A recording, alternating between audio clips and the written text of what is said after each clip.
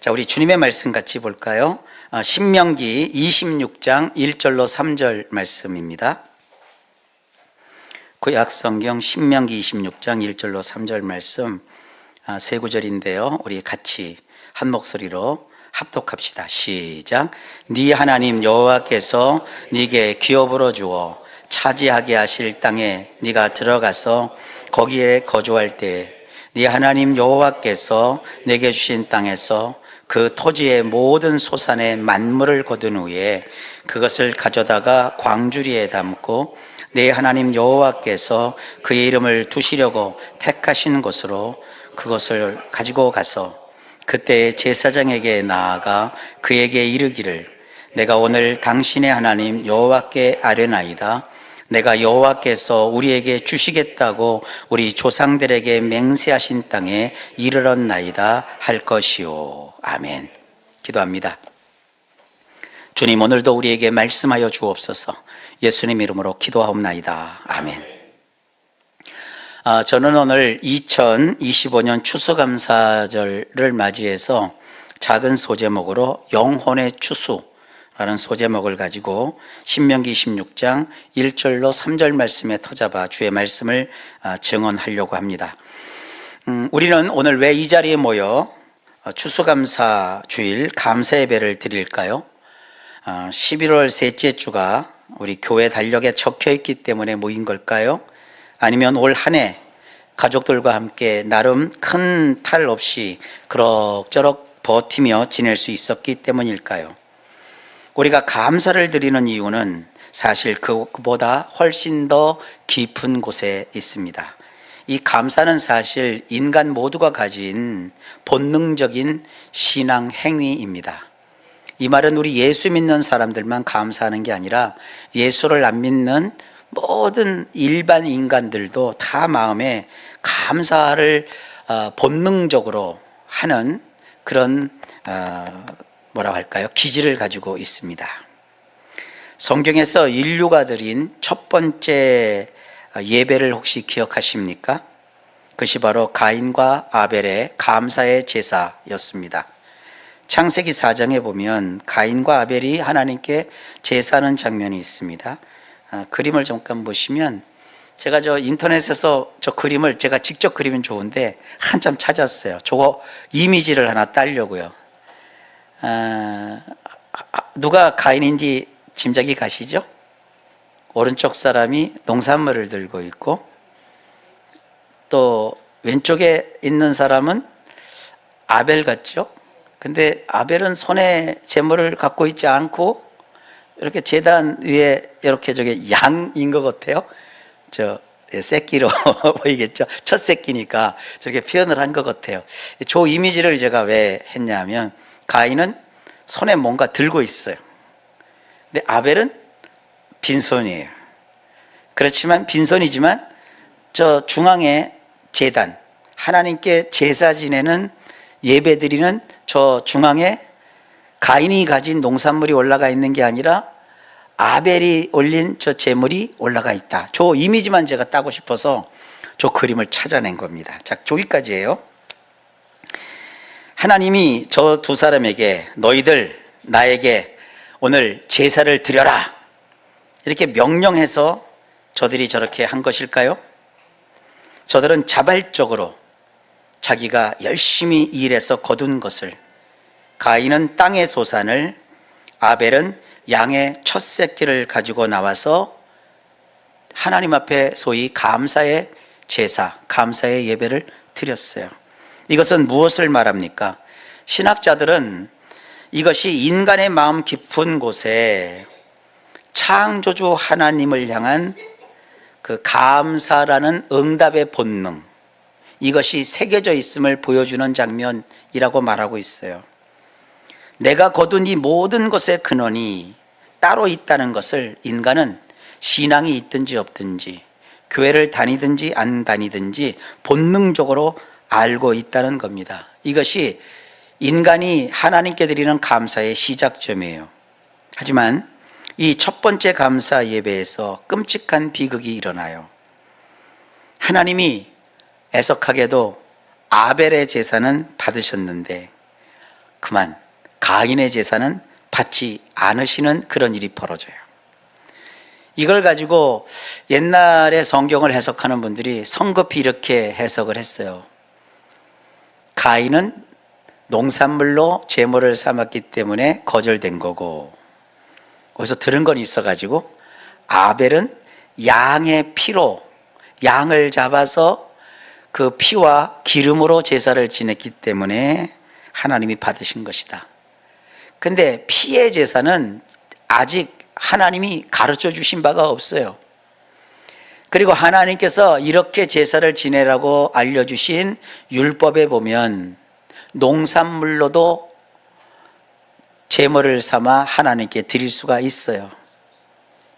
양의 피만 가지고 제사를 지내는 게 아니라 농산물, 열매를 가지고도 하나님께 드리는 제사가 있어요. 그러니까 그 해석은 바른 해석이 아니죠. 성경은 반드시 성경으로 해석을 하셔야 됩니다.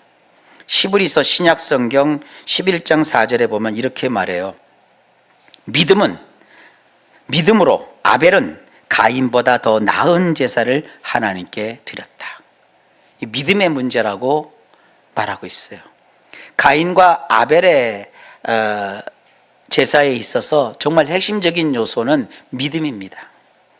믿음을 가졌던 아벨, 믿음을 갖지 못했던 가인. 농산물과 그 첫 양과 기름은 이 믿음보다 앞서질 않아요. 만약에 가인이 믿음을 갖고 농산물을 제물 삼아 하나님께 드렸다면 하나님은 그 가인이 드리는 선물을 기쁘게 받으셨을 거예요. 아벨이 만약에 양의 그 첫 새끼를 갖고 그걸 잡아서 피를 내고 기름을 가지고 드렸을지라도 아벨이 믿음을 갖고 있지 않았다면 하나님은 아벨의 제사를 안 받으셨을 거예요. 가인은요, 감사의 본능을 따라서 하나님께 무언가 농산물로 제물로 삼아 선물을 드렸지만 성경 전체에서 말하는 그런 믿음이라는 것이 가인에게는 존재하지 않았던 모양입니다. 가인은 그저 자신이 수고한 결과물인 농산물을 가지고 왔을 뿐입니다. 그런데 아벨은 성경이 그토록 시대를 이어 강조하는 하나님의 은혜를 신뢰하는 믿음으로 자기가 수고한 결과물 가운데 양의 첫 새끼와 기름을 드렸어요. 이 믿음과 양의 첫 새끼와 기름이 연결이 돼요. 양의 첫 새끼를 드렸다는 점이 되게 중요합니다. 좀 이따 살펴볼 내용이지만 아벨은 자기의 그 수많은 양 가운데 첫 새끼를 하나님께 드렸고, 가나안 땅에 들어가서 이스라엘 백성들이 첫 수확을 얻었을 때 첫 열매를 하나님께 드렸어요. 이게 믿음과 연결이 되어 있어요. 첫 새끼, 첫 열매, 믿음. 요 성경이 말하는 요 흐름을 먼저 머릿속에 기억하십시오. 근데 기름이 나오죠. 기름이 뭐길래? 요즘 우리 교회가 살 빼는 게 유행입니다. 그런데 살은 사실 기름 빼는 거잖아요. 기름 빼는 건데, 소고기를 사왔는데 기름 없는 소고기 맛있나요? 그렇죠. 소고기는 마블링, 기름 맛이죠. 돼지고기도 비계가 맛있는 부분이잖아요. 근데 인간은 유독 기름이 차 있으면 참 그래요. 어쨌든 여러분 다이어트에 다 성공하기를 여러분에게도 축복하고 나도 스스로 축복을 합니다. 그런데 구약에 있어서 기름이라는 존재는요, 인간이 가질 수 있는 게 아니에요. All fat belong to God, 이런 말이 있어요. 모든 기름은 하나님께 속한 것이다. 그러니까 인간에게는 기름 섭취를 하나님이 금하셨어요. 이걸 문자적으로 해석해서 지금도 그 이스라엘 사람들의 특별 음식이 있잖아요. 그 코셔 음식에서는 기름을 다 빼잖아요. 더럽게 맛없는 그걸. 근데 그거는 그렇게 고기를 먹을 때 기름 빼서 먹으라 그런 게 아니라 구약의 제사법을 하나님이 알려줄 때 기름이 차지하는 용도를 그렇게 말씀하신 거예요. 모든 기름은 하나님께 속한 것이다, 이런 말씀이 있어요. 이걸 우리가 성경의 흐름으로 파악을 하셔야 돼요. 기름이라는 것은 하나님에게 속해 있는 하나님의 것이라는 개념이 있어요. 그래서 아벨은 하나님 앞에 제사라고 하지만 사실 그것은 선물이거든요. 하나님께 드리는 선물인데 그 선물을 첫 것을 가지고 선물로 삼았다는 것이 성경의 맥락에서 중요한 것이고, 그리고 첫 열매 속에서 추출한 기름을 하나님께 드렸다는 것이 아주 믿음과 연관이 되어 있는 거예요. 근데 그 기름은 가지고 있는 그 의미가 인간의 것이 아니라 하나님에게 속했다는 거예요. 양을 하나님이 키우지 않으셨어요. 아벨이 키웠어요. 근데 아벨이 키운 그 양에서 기름을 뽑아갖고 이것은 하나님의 것입니다 라고 하나님의 것으로 하나님에게 돌린 이런 아벨의 행위를 성경은요, 믿음의 행위로 우리에게 지금 설명하고 있는 거예요. 이게 굉장히 중요한 의미가 있습니다. 좀 더 들어보면 여러분들이 잘 연관이 되실 거예요. 가인은 감사의 본능은 가지고 있지만 성경 전체에서 말하는 그 믿음 없이 하나님께 나온 것이고요. 아벨은 성경 전체에서 말하는 믿음의 핵심을 놓치지 않고 하나님 앞에 나와 제사를 지냈던 모습을 우리가 볼 수 있습니다. 이 첫 추수감사 예배를 드렸던 그날 인간의 감사는 두 갈래길로 나뉘었다고 보는 겁니다. 하나는 가인의 감사. 가인의 감사는 아까 그 그림 다시 연상해 보세요.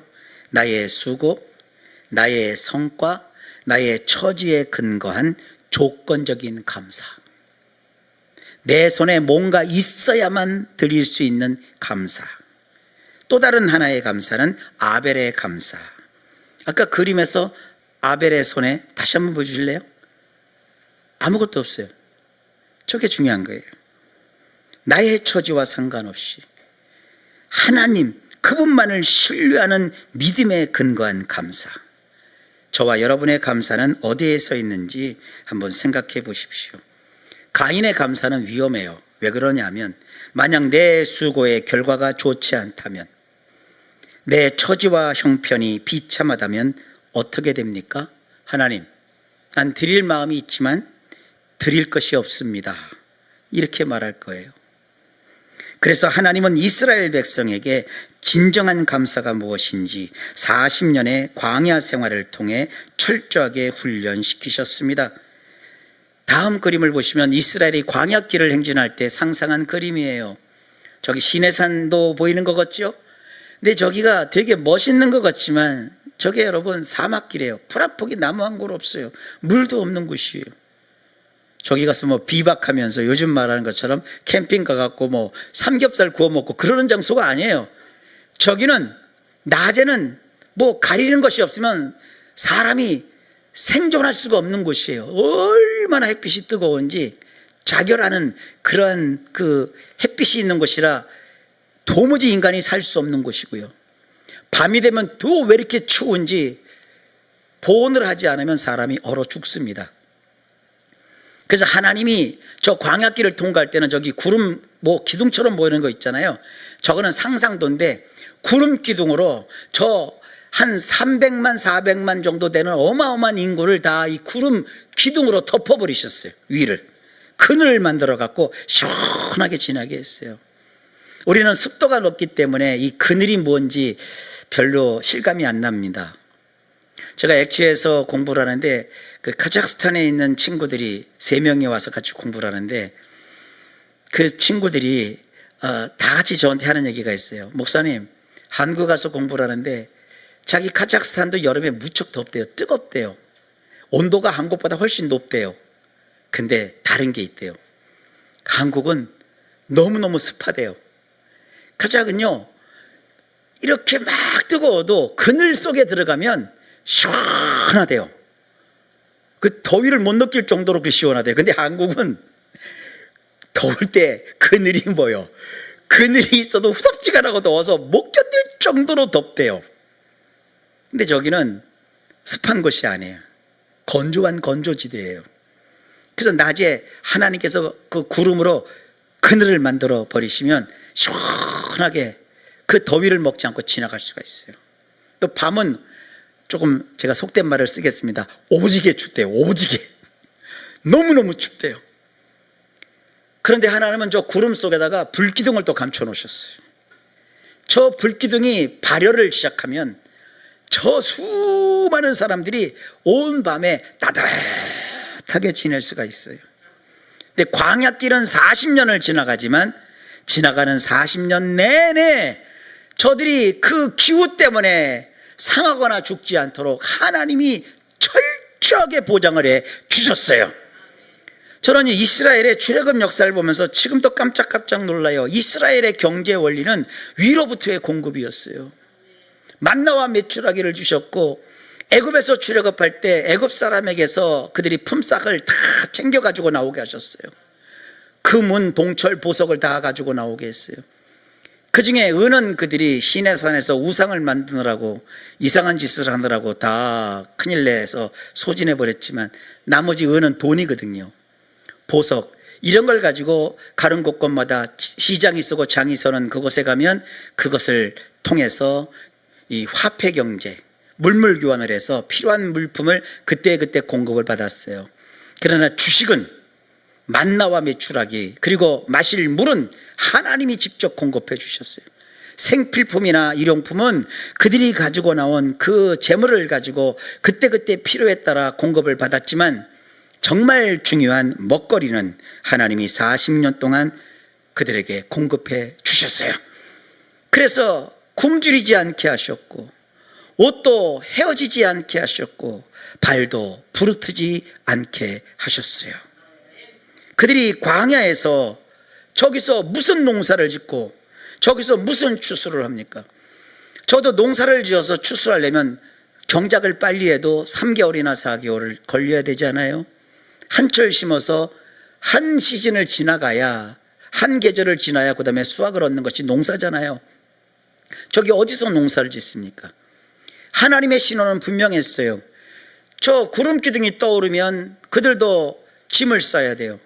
구름기둥이 이동하면 그 구름기둥을 따라서 그들이 이동을 시작을 해야 돼요. 그러니까 언제 구름기둥이 떠서 언제 이동할 줄을 모르는데 어디서 농사를 짓겠어요? 저들은 광야에서 아무것도 농사도 짓지 못하고 수확을 하지 못했어요. 그들의 수고는 그야말로 0% 제로였어요. 오직 하늘에서 내려오는 만나와 메추라기, 반석에서 그때그때 터쳐서 나오는 물로 지낼 수 있었어요. 그들은 내 힘이 아닌 주님의 은혜로만 생존하는 법을 40년 동안 배워야 했습니다. 그리고 마침내 그 고생의 날들이 다 지난 후 모세는 죽고 그 뒤를 이어 여호수아가 백성들을 이끌고 가나안 땅에 들어갑니다. 모세가 죽기 적전에 고별 설교를 3편을 해요. 그 고별 설교 3편이 기록된 것이 성경 신명기입니다. 신명기. 그 신명기는 모세가 했던 3편의 설교예요. 그 3편의 설교는 참 지루합니다. 그러니까 설교는 재미있으면 안 돼요. 그런 걸 보면. 어떤 사람은 살아서 죽을 때까지 한 50년을 살면서 모세의 3편 설교를 다 못 읽고 죽는 사람도 있어요. 그러니까 설교가 그렇게 재미는 없는가 봐요. 근데 이스라엘 백성들이 꼭 들어야 될 3편의 설교를 한 자리에서 한 건지 뭔 자리에서 한 건지 모르지만 죽기 전에 3편의 고별 설교를 하는데 그 3편의 고별 설교 한 켠에 신명기 26장을 기록하고 있어요. 모세가 얘기합니다. 내가 너희들을 이끌고 가나안 땅엔 들어가지 못한다. 그러나 너희를 이끌어 오신 하나님께서 내 뒤를 이어 여호수아를 통해서 물론 너희들을 가나안 땅에 들어가게 하실 것이다. 광야에서는 너희가 농사도 짓지 아니하였으니 추수할 곳도 없었다. 그러나 가나안 땅에 들어가면 너희가 추수하여 얻는 것이 있다. 첫 번째 추수가 중요하다. 오늘 첫 자를 잘 하셔야 돼요. 첫 양, 첫 농산물. 오늘 또 우리 강호식 안수 집사님이 어떻게 저거 통했는지 오늘 첫 열매 기도 중에 넣으셨더라고요. 정말 훌륭합니다. 첫 것. 신명기 26장 1절로 3절에서 말합니다. 모세가 자기가 가나안 땅은 못 들어가지만 너희가 분명히 가나안 땅에 들어갈 거야. 이게요, 우리는 정해진 순서니까 이스라엘 사람들이 가나안 땅에 들어갈 걸 다 알죠. 근데 이스라엘 백성들이 모세 시대만 해도 아무도 가나안 땅에 들어갈 것이라는 꿈도 못 꿨어요. 왜냐? 가나안 땅에 들어가려면 요단강부터 건너야 되고, 자기들보다 장대하고 문화가 발전하고 군사력이 강한 그들을 쳐서 이겨야 되는데 지들이 어떻게 들어가요? 근데 하나님의 종 모세가 들어가서 그 땅을 차지하여 이제 분배해서 그 자리에 정착하여 너희가 농사를 져서 수확물이 있을 거라고 예언을 했다고요. 그러니까 이게 참 성경 말씀은요, 지내놓고 보면 아무것도 아닌 것 같고 다 이루어진 것 같지만 막상 성경 시대를 사는 것은 정말 기적이 아니면 경험할 수 없는 것들을 말하고 있거든요. 여러분 인생도 마찬가지요. 지금 쫄딱 망한 사람한테 너 잘 될 거니까, 너 잘 돼서 어떡할래? 이렇게 물어보면 얼마나 웃겨요. 그죠? 지금 망해갖고 뭐 할 것도 없고 도망갈까 말까 지금 이거 생각하고 있는데 너는 이제 잘 될 거라고 하면 이게 믿어지냐고요. 그래서 믿음의 감사가 대단한 거예요. 어렵고 힘들 때 믿음을 갖고 하나님을 바라보는 자에게 하나님은 큰 역사를 이루실 줄 믿습니다. 내가 오늘 이거 하려고 무슨 사진 한 장을 출력했는데 아침에 저 밑에다가 버리고 왔어요. 하면 또 맨날 똑같이 목사님 똑같은 얘기하니까 그러는데, 근데 금요일날 제가 해버렸어.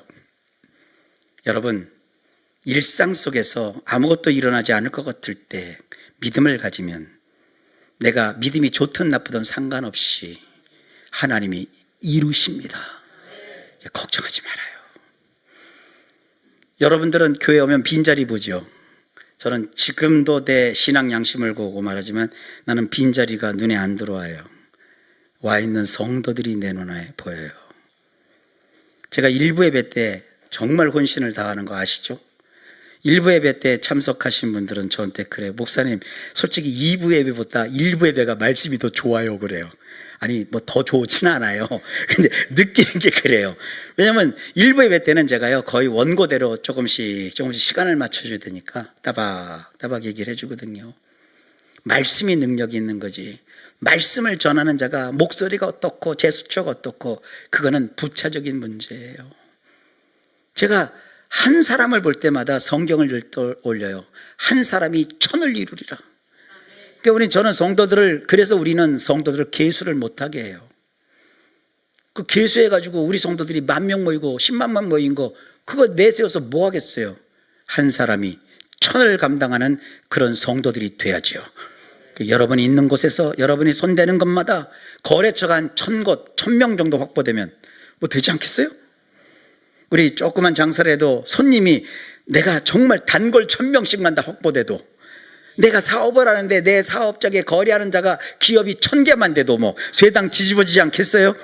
여러분이 그런 분들이라고요. 그런 가능성을 가지고 그런 미래를 보고 계속 그들에게 필요한 게 뭐냐? 하나님의 말씀으로 인한 믿음이에요. 의인은 믿음으로 사는 거예요. 돈으로 사는 거 아니에요. 믿음으로 사는 거예요. 믿음을 가졌기 때문에 용서가 되는 거예요. 믿음을 가졌기 때문에 기도가 나오는 거예요. 믿음을 가졌기 때문에 내가 어려움 속에서도 견딜 수 있는 거예요. 믿음을 가졌기 때문에 죽을 병에 걸렸어도 내가 병 때문에 죽는다고 생각 안 하고 병을 이길 수가 있는 거예요. 유튜브 보면 말이죠, 뭐 별별 얘기들이 어마어마하게 많은데 건강 프로그램에 보니까 무슨 암 얘기를 그렇게 많이 해요. 아마 제가 암에 관해서 많이 찾아봤나 봐. 그러니까 알고리즘이 알고 그냥 암 전문의들 얘기만 계속 올라와요. 근데 쭉 보니까 그 암 전문의들이 공통되는 말이 있더라고요. 암은 이제 못 고칠 질병이 아니래. 근데 그 최고의 명언이 하나 있어요. 암은 약으로 고치는 게 아니라 우리 마음으로 고치는 거라면서 뭐라고 하냐면 긍정적인 마인드, 봉사하고 사랑하는 마인드, 그걸 가지면 면역력이 증강이 돼서요, 암세포를 우리 몸이 죽이기 시작한대요. 의과적으로는, 의학적으로는 맞는지 안 맞는지 몰라요. 그래서 제가 보고 이게 성경을 이 양반이 읽었나 보다 싶어요. 그 사람이 예수 믿는지 안 믿는지 저는 몰라요. 근데 그런 얘기를 하는데 그 듣고 나서 그러면 내가 성도님들한테 그건 의학은 내가 공부 안 했어도 제대로 가르치고 있구나. 우리 성도님들한테 제가 늘 얘기하는 게 있잖아요. 항상 기뻐하라. 긍정적인 마음을 가지고 살아라. 그리고 서로 사랑하라. 그리고 내 것 주장하지 말고 베풀며 살아라. 아까 가인의 손에 엄청난 수확이 있었지만 아벨은 빈손이었어요. 여러분, 세상 갈 때 빈손으로 가셔야지 옮겨잡고 갈 생각하지 말아요. 남아있으면 교회에다가 기부하고 가세요. 제가 기부받아서 잘 정말 좋은 데 쓸 테니까. 아셨죠? 그 자녀들에게 놔주면요, 니네들 나눠 써라 그러면 맨날 소송 벌어지고 난리가 나. 그러니까 니네들은 이 아빠한테 이 엄마한테 돈 버는 법 배웠으니까 잘 먹고 살아라. 내가 이미 준 거 있잖아. 그럼 내게 남은 이 재산은 저 오목사 줘라. 거기 가서 오목사가 100억을 갖고 1000억을 갖고 뭘 한다고 하니까 그냥 거기 줘라. 그래요. 이게 심각해요. 이거 아멘 하는 사람이 있으면 진짜 복 받는 데니까요. 제가 좀 농담 삼아 얘기했지만 우리 인생은 뭘 쥐고 가는 게 아니에요. 다 놓고 가는 거예요. 병에 걸렸다고 자꾸 주변 사람 괴롭게 하지 말고, 죽을 때 죽더라도 칭찬 한마디 더 하고 축복 한마디 더 하고 좋은 섬기는 마음을 가지고 살아가는 거. 아벨의 그림 다시 연상하시면서 하나님 앞에는, 아벨은 자기가 길렀다고 그 양을 자기 품에 안고 있지 않았어요. 주님의 제단 위에 올려놨어요. 자기 손에는 아무것도 없어요. 그런 마음으로 살아갈 때 여러분 일생 속에 감사가 넘칩니다. 똑같이 신명기 28장에 나와요. 신명기 26장 1절로 3절에 우리가 읽었지만 이렇게 나옵니다. 내 하나님 여호와께서 내게 주시는 내게 기업으로 주어 차지하게 하시는 땅에 네가 들어가서 그 토지의 모든 소산 만물을 거둔 후에 그것을 가져다가 제사장을 통해 하나님께 아뢰라고 명령을 합니다. 무엇을 아뢰라고 하였습니까? 하나님, 드디어 내 손으로 농사를 지었습니다. 제 실력을 보십시오. 그게 아니었어요. 그들의 첫 감사 고백은 이것이었습니다. 신명기 26장 5절로 10절 말씀인데 그걸 제가 요약을 했어요. 들어보실래요? 내 조상은 방랑하는 아람 사람으로서 애굽에 내려가 온갖 학대를 받았으므로 우리가 여호와께 부르짖었더니 여호와께서 우리 음성을 들으셨고 우리를 이곳으로 이끄시고 이제 내가 주께서 내게 주신 토지 소산의 만물을 가져왔나이다. 놀랍지 않습니까? 그들의 감사는 지금 내 손에 들린 풍성한 곡식에서 시작하지 않습니다. 그들의 감사는 그동안 겪어왔던 비참했던 노예 시절, 방랑했던 광야 시절을 기억하는 것에서 시작을 합니다. 진정한 감사는 아무런 어려움도 아픔도 없는 고난의 부재가 아니라 고난의 통과에 대한 기억입니다. 광야의 고생이라는 어두운 배경이 있었기에 가나안의 첫 수확이라는 은혜가 더욱 빛날 수 있었습니다. 가인의 감사가 지금 가진 것에 대한 반응이라면 광야를 통과한 이스라엘의 감사는 지금까지 지켜주신 하나님에 대한 신뢰에 따른 감사였습니다. 자, 이 내용을 오늘 2025년 대한민국을 사는 우리에게 한번 적용해 봅시다. 우리 중에 농사를 짓는 분도 더러 계시지만 우리 대부분은 농부가 아닙니다. 하지만 어떤 분은 올 한 해 인생이라는 그 밭에서 풍성한 수확을 거두셨을 줄 압니다. 승진도 했고 사업이 잘 되고 자녀가 좋은 학교에 갔을 수도 있습니다. 반면에 다른 어떤 분은 많은 이스라엘 사람이 겪었던 것처럼 광야, 빈들에 서 계실지 모르겠습니다. 실직을 한 아픔이 있을 수도 있고요. 관계의 단절로 인한 쓰라린 마음이 있을 수도 있고요.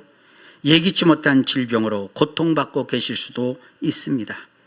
제가 그런 분들을 향해서 감사하십시오 이렇게 설교를 하면 얼마나 그 설교가 공허하게 들리겠습니까? 만약 우리의 감사가 가인의 감사처럼 내 손에 들려있는 수확물에 근거한다면 우리는 오늘 감사할 수 없습니다. 그러나 우리의 감사가 이스라엘의 감사처럼 이 고단하고 힘든 광야의 길을 통과케 하시는 하나님께 근거한다면 우리의 감사는 달라집니다. 여기서 오늘 설교의 제목인 영혼의 추수가 나옵니다. 성경이 말하는 가장 위대한 추수, 하나님께서 가장 기뻐하시는 첫 열매가 무엇일까요? 고린도전서 15장 20절에 명백하게 나와 있어요. 그리스도께서 죽은 자 가운데서 다시 살아 나사 잠자는 자들의 첫 열매가 되셨도다. 다른 거는 다 신경 쓰지 말고 첫 열매만 보세요. 아벨 첫 양, 이스라엘 백성 첫 추수한 수확물, 예수님의 십자가, 고린도전서 15장 10절의 첫 열매. 우리가 감사해야 될 궁극적인 첫 열매는 내 통장의 잔고나 내 자녀의 성적표가 아닙니다. 우리가 받은 최고의 수확은 예수 그리스도 그분 자신이십니다. 그로 말미암아 구원받은 우리 자신의 영혼이 하나님께 감사를 드릴 수 있는 근거입니다. 이것이 바로 시공과 나 자신의 처지를 초월한 감사의 이유입니다. 여러분 혹시 건강이 무너졌습니까? 그러나 여러분의 영혼은 그리스도 안에서 영원한 생명을 이미 추수하여 가지셨습니다. 여러분의 혹시 사업이 좀 어렵습니까? 그러나 여러분은 하늘의 시민권이라는 가장 위대한 기업을 이미 추수하여 소유하고 계십니다. 우리의 영혼의 추수는 경제 불황에 영향을 받지 않습니다. 질병으로 썩어 없어지지 않습니다. 이것은 2000년 전 십자가에서 이미 다 예수님이 이루신 영원하고 완전한 추수입니다.